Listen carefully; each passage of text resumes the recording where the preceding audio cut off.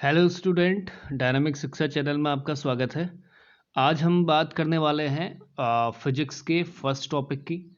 और ये कोई ऐसा फिजिक्स का टॉपिक नहीं है कि जिस पर हम कोई चैप्टर की बात करें। यहाँ पर जस्ट एक कनेक्शन है between 10th to 11th class, right. तो आप जब 10th क्लास से 11th क्लास में जाते हैं तो बहुत सारी चीज़ें आपके लिए नई होती हैं, तो उन चीज़ों पे वर्क करना बहुत ज़रूरी है, बिकॉज उसकी वजह से आपकी जो फिजिक्स है वो थोड़ी क्या हो सकती है, कॉम्प्लिकेटेड हो सकती है।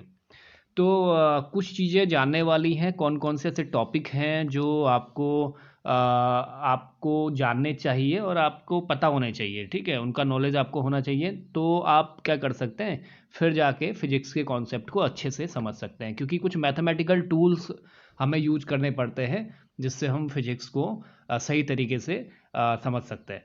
तो फर्स्ट हम बात करेंगे, जो पहला टॉपिक होगा वो होगा क्वाड्रेटिक इक्वेशन का, ठीक है। क्वाड्रेटिक इक्वेशन का जो पहला टॉपिक है इसकी हम बात करते हैं। देखो, क्वाड्रेटिक इक्वेशन क्या होती है, बहुत सिंपल सा। अगर हम टर्म देखें तो क्वाड्रेटिक का मतलब होता है जिसकी डिग्री 2 होती है, और डिग्री 2 जिसकी कह सकते हैं, या जिसकी पावर जो है वो 2 होती है, ठीक है। और इसकी अगर हम जनरल फॉर्म की बात करें, जनरल फॉर्म की अगर हम बात करें तो जनरल फॉर्म इसकी a x square plus b x plus c के फॉर्म में ये हमें दिखाई देती है, और इज इक्वल टू 0। अगर हम इसको क्वाड्रेटिक इक्वेशन के फॉर्म में लिखते हैं तो ये इस तरीके से हमें नज़र आएगी, ठीक है। अगर पॉलिनोमियल हमने बोला तो हम उसको 0 नहीं कंसीडर करेंगे। देखो, अब क्या होता है कि बहुत सारे क्वेश्चंस ऐसे होते हैं जहाँ पर क्वाड्रेटिक फॉर्म हमें मिल के आती है। तो अगर हमें क्वाड्रेटिक सॉल्व करना ही नहीं आता है, या फिर अगर हमें क्वाड्रेटिक इक्वेशन को नहीं बनाना आता है, तो फिर थोड़ा प्रॉब्लम हो सकती है। अब कहाँ कहाँ पर आपको क्वाड्रेटिक इक्वेशन देखने को मिलेगी, देखो, क्वाड्रेटिक इक्वेशन अगर मोशन चैप्टर आप पढ़ रहे हैं तो मोशन में आपने देखा होगा s equal to u t plus half a t square की एक फॉर्म आती है। तो अगर टी के फॉर्म में इक्वेशन कभी आ जाती है तो मे बी ऐसी पॉसिबिलिटी है कि यहाँ पर तुम्हें क्वाड्रेटिक इक्वेशन की ज़रूरत पड़ेगी। और अगर कोई हाइट वाज से रिलेटेड क्वेश्चन है कि किसी ऑब्जेक्ट को तुमने यहाँ फेंका और टाइम के फॉर्म में कोई इक्वेशन आ रही है, और वो इक्वेशन कुछ ऐसी है कि टी स्क्वायर प्लस 8t और प्लस कह सकते हैं कि अगर हमने कुछ भी ले लिया यहाँ पे, सोचो 10 ले लिया, ठीक है। तो 10 ऐसा कुछ ले लिया, तो अगर इस तरीके की फॉर्म है, अगर तुम्हें ये सॉल्व करनी नहीं आती है तो फिर प्रॉब्लम हो सकती है फिजिक्स को, क्वेश्चन को, प्रॉब्लम को सॉल्व करने में। तो यहाँ पर बात करते हैं जनरल कैसे कोई क्वेश्चन बनता है, राइट। तो पहला एक एग्जांपल लेते हैं। अगर कोई हाइट से रिलेटेड ही क्वेश्चन है और वो दी हुई है टी स्क्वायर प्लस 6t, और यहाँ पर अगर मैंने बोल दिया लेट्स से यहाँ पर हम रख लेते हैं 8 रख लेते हैं, राइट। तो ऐसी कोई क्वेश्चन है और तुम्हें क्या करना है, इसको सॉल्व करना है, टी की वैल्यू निकालनी है। टी क्या बताएगा, जो भी वैल्यू आएगी उसको फिर हम प्लेस करके हाइट निकाल सकते हैं, राइट। तो ये क्वेश्चन होती है इस तरीके से, तुमने वैल्यू निकाल के फिर टी की वैल्यू जो आई उसको प्लेस कर दिया तो तुम हाइट निकाल सकते हो। तो यहाँ पर ये सॉल्व कैसे होती है, तो तुम्हें पता है मिडिल टर्म मेथड का यहाँ पर हम यूज करते हैं। तो 8 कैसे फैक्टर करना है कि प्लस करके 6 आ जाए, तो 4 + 2 होगा, मीन्स 4t और 2t के फॉर्म में आ जाएगा, ठीक है। तो दो पेयर यहाँ पर बन गए, इसमें t कॉमन आ गया, यहाँ पर रहेगा t+4, और यहाँ पर 2 कॉमन आ गया, इधर रह गया t+4। तो ये t+4 एक इक्वेशन आ गई, और दूसरी आ गई t+2। तो t की दो वैल्यूज़ आएंगी, -4 और -2। ये तो मैंने ऐसे ही एग्जांपल लिया हुआ है, अगर पॉजिटिव वैल्यू भी आ सकती है तो कोई भी वैल्यू लेके हम क्वेश्चन सॉल्व कर सकते हैं। तो ये चीज़ें हमें पता होना चाहिए। अब दूसरा है कि क्वाड्रेटिक अगर इक्वेशन होती है तो उसको सॉल्व करने के लिए एक, अगर कभी इक्वेशन जैसे ऐसे आ गई x square plus 2x plus 1 आ गई, ठीक है, तो अब ये है, तो इसको कैसे सॉल्व करेंगे। तो यहाँ पर हमें पता होना चाहिए कि एक जनरल फार्मूला जो क्वाड्रेटिक के लिए होता है, जिस सॉल्व करने के लिए, जिसे हम सिद्धाचार्य फार्मूला भी कहते हैं, तो वो होता है कि -b plus minus √b² - 4ac upon 2a, right. तो ये फॉर्मूले का यूज करते हुए हम क्या कर सकते हैं, कोई भी वैल्यू को फाइंड कर सकते हैं। तो ये तो एक क्वाड्रेटिक से रिलेटेड क्वेश्चन है कि अगर ऐसा कभी क्वेश्चन आ गया और वो तुम्हें दिया हुआ है तो तुम ऐसे फाइंड करोगे। देखो एक फॉर्म और होती है क्वाड्रेटिक की जो थोड़ा कॉम्प्लिकेटेड फॉर्म होती है, जहाँ पर दो वेरिएबल यूज़ होते हैं और उसमें एक वन वेरिएबल जो होगा वो constant as a constant treat किया जाएगा। ठीक है, तो वो किया जाएगा as a constant treat. Example के लिए मैं मान के चलता हूँ कि यहाँ पर एक इक्वेशन है मेरे पास, x square minus 4y(x) plus 3y²। अब देखो ये एक क्वाड्रेटिक इक्वेशन है और ये सॉल्व कैसे की जाएगी, तो इसके बहुत सारे मेथड हैं। तो यहाँ पर तुम एक तो इसके फैक्टर भी कर सकते हो कि 4y(x) को कुछ ऐसे ब्रेक करो कि दो ऐसे पेयर बन जाएं जो और कुछ कॉमन आ जाए। दूसरा बहुत सिंपल सा मेथड है, यहाँ पर देखो ये जो इक्वेशन है ये x वेरिएबल के फॉर्म में है, जहाँ पर y वाला टर्म जो है वो कांस्टेंट क्या कर रहा है, यहाँ पर कांस्टेंट की तरह बिहेव कर रहा है। ये कांस्टेंट है मतलब इसका एक कोफिशिएंट हो गया, ये वाला टर्म भी कांस्टेंट है। तो इसको क्या कैसे फाइंड करेंगे, तो कुछ नहीं करना है, बस अप्लाई करना है x equal to minus b plus minus under root b square minus 4ac upon 2a। अब यहाँ पर देखो ये वाला टर्म क्या शो करता है, बी शो करता है, ये यहाँ पर कोफिशिएंट इसका 1 है, ये सी शो करेगा। ठीक है, तो यहाँ पर कैसे इक्वेशन बनेगी, इक्वेशन बन जाएगी माइनस बी मतलब 4y plus minus 16y² minus 4 into a भी 1 है और सी कितना है 3y² है, राइट, और डिवाइड बाई 2a की अगर मैं बात करूँ तो यहाँ पर 1 है तो ये 2 हो गया। अब ये देखो क्या आने वाला है, 4y प्लस माइनस 16, ये 4 3 12 हो गया, 16 माइनस 12 ये 4 आने वाला है 4y² और डिवाइड बाई 2 ऐसा ही रहेगा। नेक्स्ट हम इसको देखें तो ये हो जाएगा 4y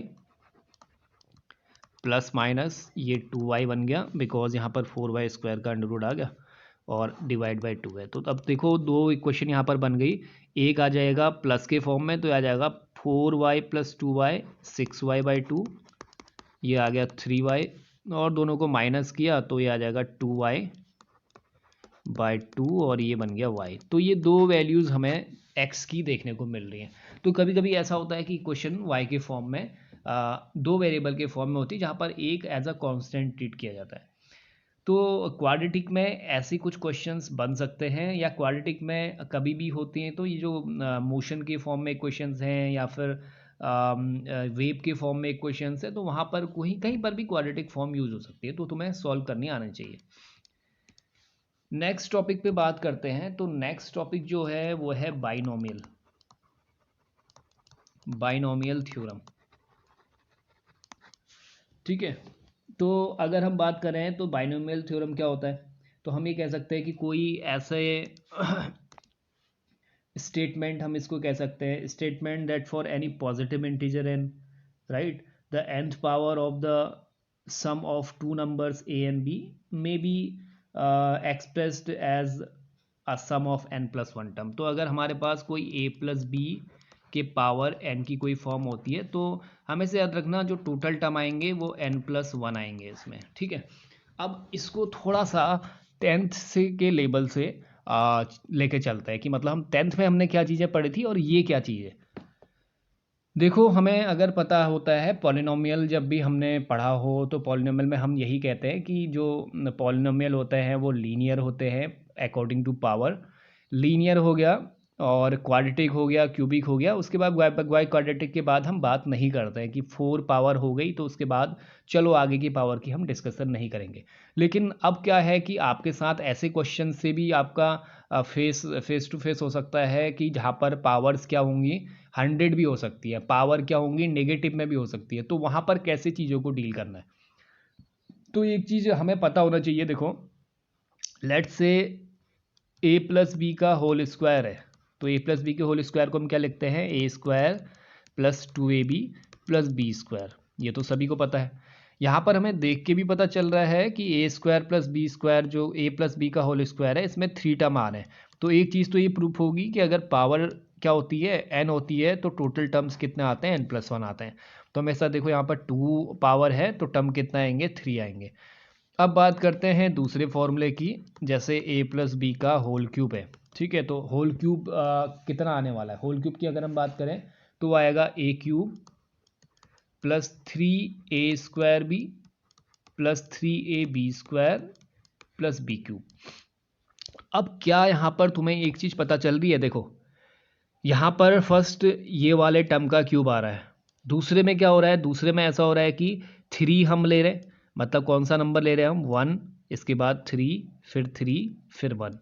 3 आ रहा है, फिर देखो पावर क्या हो रही है? ए की पावर क्या हो रही है? 2 हो रही है, और एक टर्म बी की पावर आ रही है, मतलब टोटल पावर अगर हम देखें तो इसमें भी 3 है। ठीक है, तो हम क्या करते हैं, यहाँ से स्टार्ट करेंगे फर्स्ट वाले टर्म से, इसमें पावर डिक्रीज करते जाएंगे और दूसरी की पावर इंक्रीज करते जाएंगे। इसको मैं ऐसे भी लिख सकता हूँ, ये तो हमने फॉर्मूला पढ़ा था, लेकिन एक्चुअली में इसको ऐसे भी लिखा जा सकता है a³ b⁻0। राइट, मैं लिख सकता हूँ ना, b⁻0 को 1 कहेंगे तो वो आएगा तो a³। ये मैंने 3a² भी ऐसे ही लिखा, इसमें b की पावर 1 लिख दी, यहाँ पर 3a की पावर 1 है, ये b² है, और लास्ट में b³ है। तो इससे हमें देख के पता चल रहा है कि क्या हो रही है, a की पावर डिक्रीज होती जा रही है और b की पावर क्या होती जा रही है? इंक्रीज होती जा रही है। लेकिन ये कोफिशिएंट का क्या, ये कोफिशिएंट कैसे आए, ठीक, वो जानने वाली ज़रूरत है, इसीलिए हम क्या करते हैं, बाइनोमियल थ्योरम पढ़ते हैं।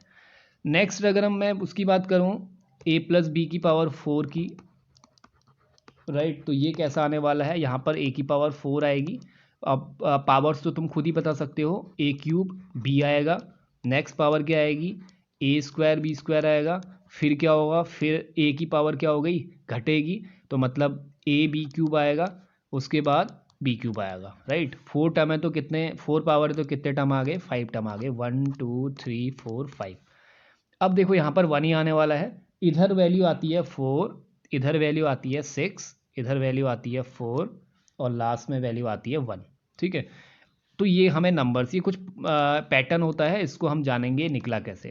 नेक्स्ट हम बात करते हैं a + b की पावर 5 की, तो पता होना चाहिए टोटल टर्म कितने आएंगे? 6 आएंगे।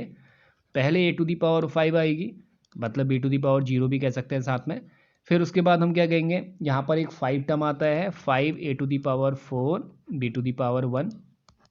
फिर हमने बात कर ली, तो अब पावर क्या होगी? देखो 4 के बाद क्या होने वाली है? 3 होने वाली है, तो उसे हम कहेंगे 10। 10 वैल्यू कैसे आएगी वो अभी मैं बताऊंगा। तो a³ b², उसके बाद फिर से 5 आएगी, अब क्या होने वाला है? a² b³, right, a² b³। उसके बाद देखो यहाँ पर 10 आ गया, 5a² b³ हो गया, राइट, ओके, 4 आ गया, 1 आ गया, 5 3 2 5 5, यस, a² b²। अगेन जो एक टर्म आने वाला है वो क्या आएगा? ये आने वाला है 5, राइट, ab की पावर 4, और लास्ट में कितना आ जाएगा? लास्ट में आ जाएगा b की पावर 5। तो ये पैटर्न समझ आया, ये पैटर्न किस तरीके से है? a की पावर 5 है, उसके बाद क्या हो रहा है? 5a⁴b हो रहा है, फिर 10 आ रहा है, इधर भी 10 आएगा, ये वैल्यू भी क्या आएगी? 10 आएगी।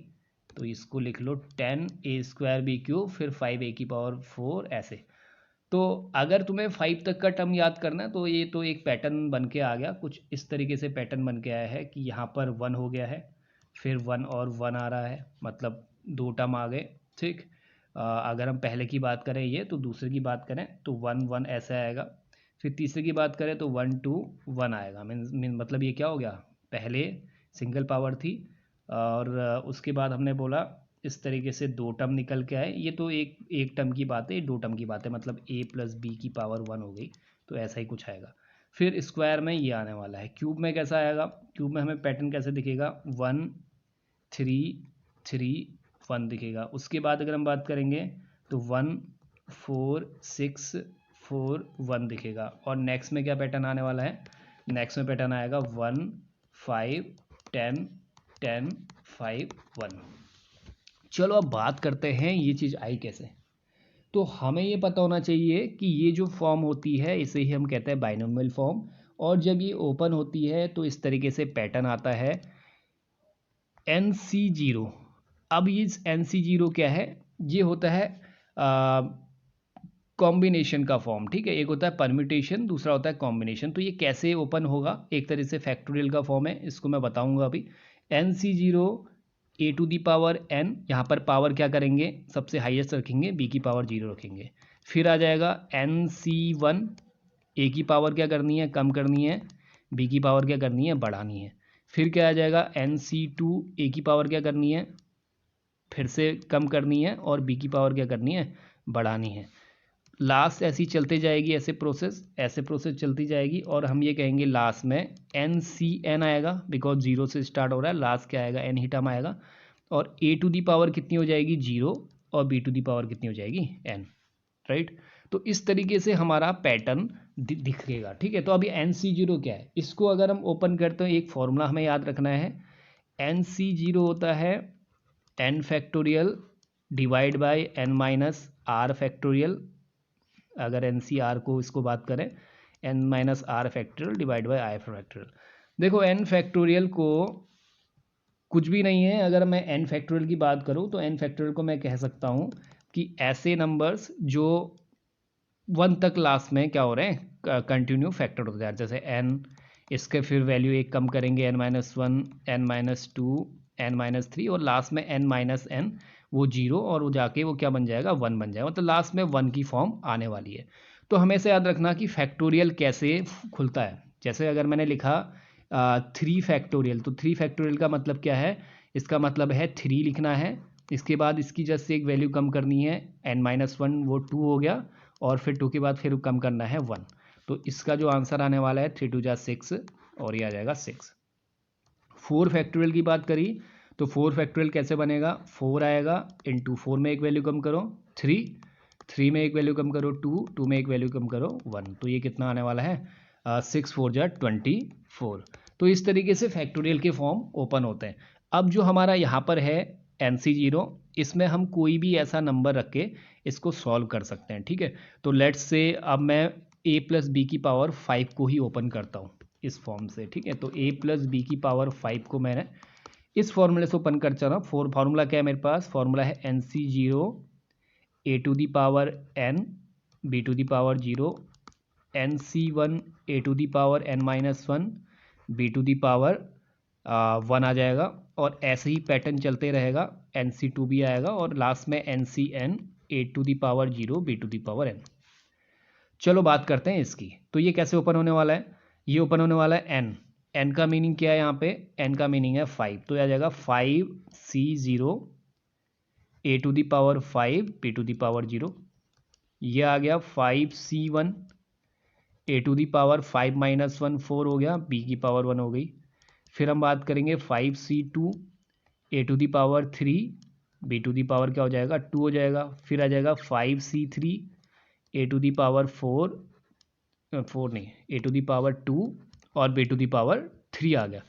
अगेन आगे का टर्म क्या आएगा, 5C4 a to the power 1, b की पावर 4 हो जाएगी, और लास्ट आ जाएगा 5C5 a की पावर 0, b की पावर 5। अब इसको रखते हैं यहाँ पे, देखो 5C0 कितना होने वाला है, 5C0 को अगर मैं सॉल्व करता हूँ तो ये होगा 5 फैक्टोरियल डिवाइड बाई, इसको मैं r कहता हूँ, ये फॉर्म किस चीज़ की होती है, NCR की। तो फॉर्मूला होता है मेरे पास n factorial divide by n-r factorial into r factorial. तो देखो 5C0 कितना लिखा जाएगा, 5 फैक्टोरियल 5 - 0 फैक्टोरियल इंटू 0 फैक्टोरियल, ठीक है, क्योंकि r 0 है। 5 फैक्टोरियल को ऐसे ही हम लिखते हैं यहाँ पे, ये भी 5 - 0 5 फैक्टोरियल आया, 0 फैक्टोरियल को लिखते हैं 1, ठीक है, ये कितना होता है 1। तो 5 में से 5 फैक्टोरियल पूरा ही कैंसिल हो गया, तो 5C0 की वैल्यू कितनी आएगी, 1 आएगी। अब हम बात करते हैं 5C1 की। 5C1 जो आएगा इसको हम देखते हैं, तो ये होने वाला है 5 फैक्टोरियल 5 - 1 फैक्टोरियल इंटू 1 फैक्टोरियल, ठीक है। तो 5 फैक्टोरियल को ऐसे ही लिखा, और 5 - 1 को लिखा मैंने 4 फैक्टोरियल इंटू 1 को तो 1 ही लिख सकते हैं, क्योंकि 1 फैक्टोरियल का मतलब क्या होता है, 1 इंटू 1। अब ये कैंसिल कैसे होते हैं, देखो, तो 5 को क्या लिख सकता हूँ मैं, ऐसे डायरेक्टली काट नहीं सकते आप। 5 फैक्टोरियल को लिख सकते हैं 5 इंटू 4 फैक्टोरियल, क्योंकि मैंने क्या बताया, 5 फैक्टोरियल लिखा जाएगा 5 इंटू 4 इंटू 3 इंटू 2 इंटू 1, और 4 फैक्टोरियल ऐसा ही रहेगा। अब 4 से 4 कैंसिल हो गया, तो हमारा बचा क्या, 5 बचा, ठीक है। तो 5C1 की वैल्यू कितनी आई है, 5 आई है। ऐसे ही 5C2 आप खुद से ट्राई करें, ठीक है। 5 फैक्टोरियल, नेक्स्ट इसमें आएगा डिवाइड में 5 - r फैक्टोरियल, मतलब 5 - 2 फैक्टोरियल इंटू 2 फैक्टोरियल, ये आ गया 5 फैक्टोरियल, 5 माइनस 2 मतलब 3 फैक्टोरियल इंटू 2 फैक्टोरियल।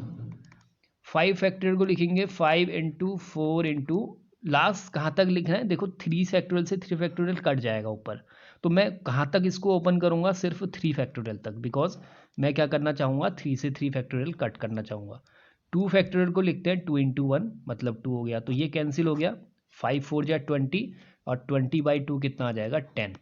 तो समझ आया 5C2 कितना आने वाला है, 10 आने वाला है।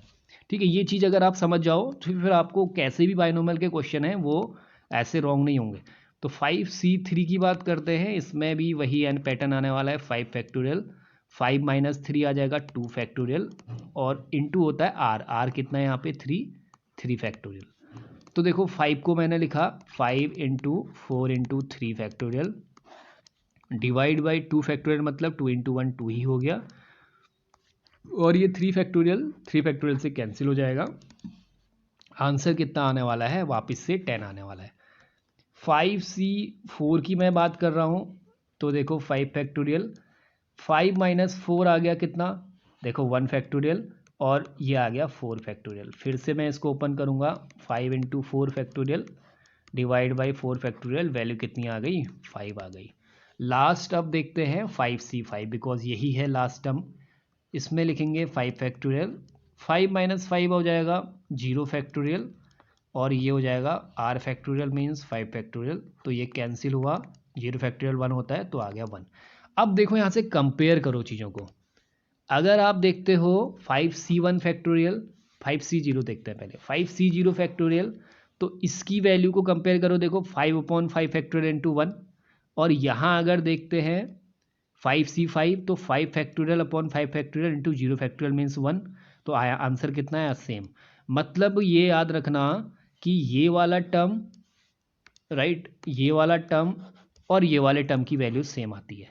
ऐसे ही 5C1 की और 5C3 की वैल्यू, 5C4 की वैल्यू सेम आएगी, बिकॉज 5 माइनस 1 आएगा डिवाइड में 4 और यहाँ पर 5 माइनस 4 आएगा डिवाइड में 1 और साथ में 4 फैक्टोरियल तो आता ही है, क्योंकि फॉर्मूला क्या होता है NCR equal to n factorial n minus r factorial into r factorial.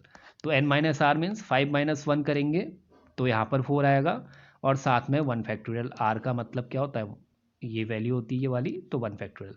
इसको देखो 5 माइनस 4, यहाँ पर 1 आ गया तो यहाँ 4 आ गया, मतलब है पैटर्न एक ही जैसे, 4 एक के आगे आएगा, एक के लेफ्ट साइड आएगा, एक के राइट साइड आएगा।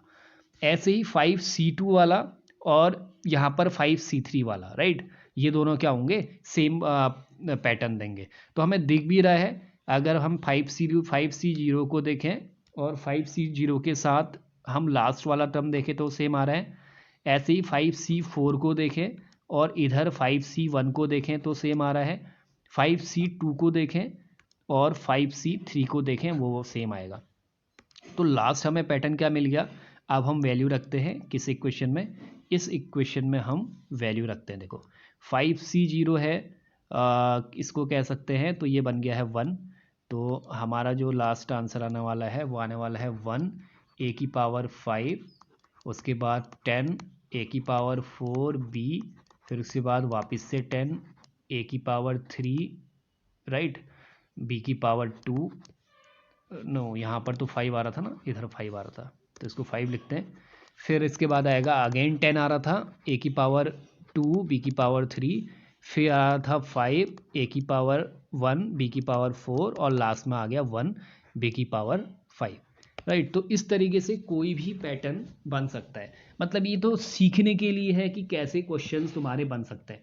अब अगर कभी जो फिजिक्स के अंदर के पैटर्न होते हैं वो तो लगभग इस तरीके से होते हैं कि एक ही जगह पे 1 होता है और b की जगह पे x के फॉर्म में होता है और पावर क्या होती है n होती है।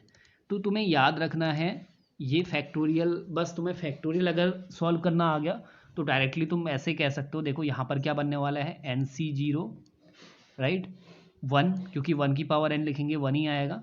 चलो मैं थोड़ा और एक्सप्लेन करके लिख देता हूँ, 1 की पावर n साथ में x की पावर 0, फिर मैंने लिखा NC1, 1 की पावर n माइनस 1 कितनी आएगी, वो आनी तो 1 ही है और ये हो जाएगी x, ठीक है, x की पावर 1 मतलब x की पावर 1, ऐसे ही पैटर्न आगे चलेगा, NC2 1 की पावर n-2 x की पावर 2, और लास्ट में अगर हम बात करें ये बनने वाला है NCN x की पावर कितनी आएगी, 1 तो चला जाएगा, 1 की पावर 0 हो जाएगी, x की पावर आ जाएगी n। तो अब हमें पता है NC0 कितना होता है, NC0 को हम लिखते हैं n factorial right upon n-0 factorial into n factorial. तो ये तो कैंसिल ही हो गया राइट, n-0 इंटू एन, यहाँ पर 1 है ना, अच्छा ये 1 फैक्टोरियल आएगा, तो ये n इंटू एन तो कैंसिल हो गया, तो ये तो बनेगा क्या 1।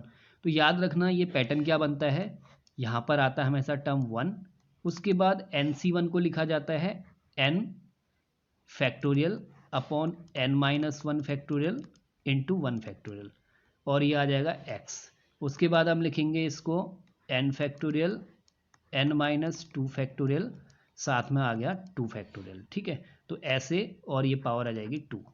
अब देखो मैं इसको सॉल्व करके लिखता हूँ, यहाँ पर पहला वाला तो 1 आ गया, NC1 को क्या लिखा, n factorial upon n-1 factorial, देखो लिखा है ना n factorial upon n-1 factorial, n को मैं लिख सकता हूँ n into n-1 factorial divide by n-1 factorial, ठीक है। तो ये तो कैंसिल हो गया, तो यहाँ पर बचा क्या, सिर्फ n। थर्ड वाले में क्या आया था, NC2 मतलब n फैक्टोरियल n-2 को मैं क्या लिखूंगा, n-2 इंटू n-1, और साथ में मैं क्या लिख सकता हूँ, चलो मैं इसको और आगे बढ़ाता हूँ, तो n-2, ये तो ये वाला नहीं बढ़ेगा, ऊपर वाले को हम बढ़ाएंगे, n फैक्टोरियल को हम लिखेंगे n इंटू n-1, n-2 तक चाहिए मुझे, तो मैं इतना तक लिखूंगा, क्योंकि यहाँ डिवाइड में n-2 फैक्टोरियल इंटू 2 फैक्टोरियल है, तो ये तो कैंसिल हो गया, बचा क्या यहाँ पे n इंटू n-1 और साथ में x स्क्वायर। तो पैटर्न समझ आ रहा है, हमेशा याद रखना, अगर 1 प्लस एक्स की पावर n का फॉर्म होता है तो पैटर्न ऐसा आता है 1 plus nx plus n into n-1 x square divide by 2 factorial, मतलब 2 ही हुआ, ठीक है, हमेशा याद रखो 2 फैक्टोरियल मतलब 2 इंटू 1, फिर आ जाएगा n इंटू n-1 n-2, क्योंकि 3 वाला तो 3 से कैंसिल हो जाएगा n-3 फैक्टोरियल से, डिवाइड में आ जाएगा 3 फैक्टोरियल मतलब 6, और ये आ जाएगा साथ में x क्यूब, और इस तरीके से ये नंबर बढ़ता जाएगा राइट। तो ये फॉर्मूला हमारा किसका बना है, ये बना 1 प्लस एक्स की पावर n का। अब हम बात करते हैं, ये तो 1 प्लस एक्स की पावर n की बात करी हमने, अब अगर हम 1 प्लस एक्स की पावर -1 की बात करते हैं, तो अगर क्या होता है, इसी में माइनस साइन है, तो याद रखना n की जगह पे माइनस लिख देंगे, 1 प्लस माइनस एन एक्स, ठीक है, minus n minus n-1 divide by 2 into x square right. फिर उसके बाद अगला वाला क्या टर्म आ जाएगा, minus n minus n-1 into minus n-2 साथ में एक्स क्यूब डिवाइड बाई 6। तो इस तरीके से ये फैक्टोरियल नहीं आएगा, 6 आएगा। तो इस तरीके से हम पैटर्न को सॉल्व करते हैं। अब फिजिक्स के अंदर कहाँ ये अप्लाई होने वाला है वो देखने वाली बात है। देखो फिजिक्स के अंदर कैसे ये अप्लाई होगा, फिजिक्स के अंदर जो ग्रेविटेशनल वाला एक क्वेश्चन, एक पैटर्न बन के आता है, जहाँ पर वो बोलता है कि the value of acceleration due to gravity at height h above the surface, तो सरफेस से h हाइट पर कितनी ग्रेविटी होगी, ठीक है, ऑफ अर्थ। तो वो कुछ इस पैटर्न में लिखा जाता है, वो लिखा जाता है g dash equal to g r square divide by r plus h का होल स्क्वायर, ठीक है। और तुम्हें यहाँ से एक फॉर्मूले को ड्राइव करना होता है, g dash equal to g 1 minus 2h upon r. ये तब हम करते हैं जब हाइट क्या हो, 100 किलोमीटर या 50 किलोमीटर के आसपास हो या उससे कम ही हो, ठीक है। तो ये फॉर्मूला यूज़ होता है, बाद में अगर ग्रेविटी पढ़ोगे तो उसमें चीज़ें तुम्हें क्लियर होंगी, ये 11th के अंदर का टॉपिक है। अब मैं तो यहाँ पर समझाना चाह रहा हूँ कि ये फॉर्म कैसे इसमें ऐसे आएगी। देखो क्या करते हैं, क्या ये r प्लस एच इस तरीके की फॉर्म नज़र आ रही तुम्हें, कैसी ऐसी फॉर्म नज़र आ रही है, नहीं है ना, अभी तक ऐसी फॉर्म तो नहीं है, 1 तो है नहीं वहाँ पे। तो पहले हम क्या करेंगे, 1 के फॉर्म में इसको लाते हैं। देखो मैं क्या कर सकता हूँ, r प्लस एच से आर स्क्वायर कॉमन ले सकता हूँ, नीचे मैंने क्या किया, ये वाले दोनों में से आर स्क्वायर बाहर ले लिया, मतलब आर बाहर ले लिया तो उसका स्क्वायर भी बाहर आ जाएगा। अब इसमें तो आर है नहीं एच में, तो एच के अपॉन में वो आर जाएगा, याद रखना ऐसे अपॉन में आर जाएगा। तो यहाँ पर हो गया 1 + h अपॉन आर की पावर 2, राइट। अब ये आर स्क्वायर से आर स्क्वायर कैंसिल कर दिया, यहाँ बन गया जी अपॉन 1 + h अपॉन आर का होल स्क्वायर, ठीक है। तो हमें तो लाना है ये, क्योंकि ये वाला टर्म हमें क्या चाहिए, ये वाला टर्म हमें ऊपर चाहिए। तो अब मैं इसको ऊपर ले जाऊंगा, तो ये हो जाएगा जी 1 + h अपॉन कितना है r टू दी पावर -2।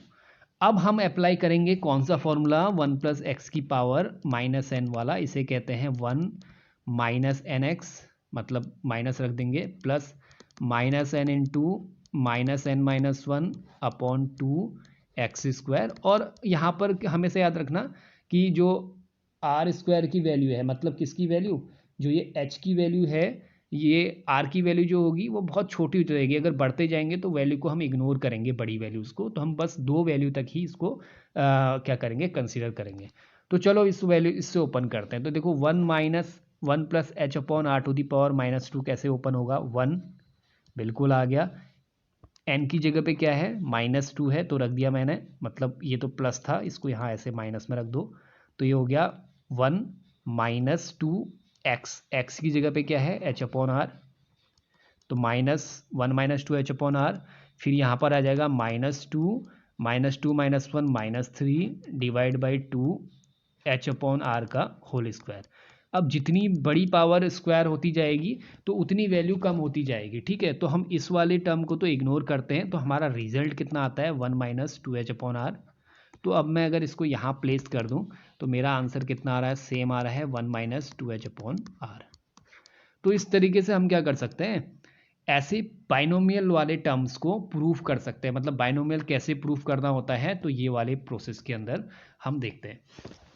तो आई होप आपको बाइनोमियल और इससे पहले जो क्वाड्रेटिक था उसको आपने समझ लिया होगा। एक दो बार वीडियो को और देखें और चीज़ों को समझें, क्योंकि ये वाली चीज़ें ही वहाँ पर आपके फिजिक्स के अंदर अप्लाई होंगी, ठीक है। इसके बाद 2 कॉन्सेप्ट और बचते हैं, जो कॉन्सेप्ट होते हैं डिफ्रेंशिएशन और इंटीग्रेशन, राइट। सो डिफ्रेंशिएशन और इंटीग्रेशन, 2 ये टर्म बच रहे हैं। तो और इनसे रिलेटेड तो बहुत सारे ऐसे टॉपिक हैं जहाँ पर ये मैथमेटिकल टूल्स या ऑपरेशंस यूज होते हैं। तो इनकी वीडियो हम सेकेंड पार्ट में देखेंगे। और आई होप आपको ये वीडियो अच्छा लगा हो तो लाइक कीजिए, शेयर कीजिए एंड सब्सक्राइब कीजिए। Thank you.